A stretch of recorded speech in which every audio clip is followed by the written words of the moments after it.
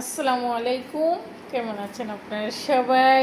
আশা করি ভালো আছেন। আমার টুনিমুনি পাখিটারে দেখতেছেন। সর্বপ্রথমে আজকে আমার ছায়ালের রুমটা আমি এভাবে গুছিয়ে দিলাম, পিলুড়ি ধোয়া। দেখেন এখন একদম ফ্রেশ, একদম ফ্রেশ করে ফেললাম। এই যে বললাম তো লম্বা ভিডিওতে আছে, দেখবেন।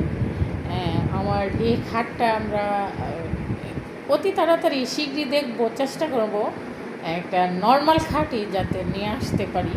হ্যাঁ, এই যে, তো এটাই সে আপাতত অন্য কোনো কিছুই আনা হবে না এখন। আপনার ভাইয়া বলতেছে ছেলের রুমে একটা ওয়ার্ড্রপ বা ছোট্ট একটা কর্নার ইয়াতে আলমারি দেওয়ার জন্য। আমি বলছি এখন আর দরকার নাই। তো ছেলেও বলতেছে এখন কোনো কিছু দরকার নাই, এত বড় কাজে হাত দিছেন, তো থাক সম্পূর্ণ। তো ভালো লাগলে লাইক দিবেন, কমেন্ট করবেন, সাবস্ক্রাইব করবেন।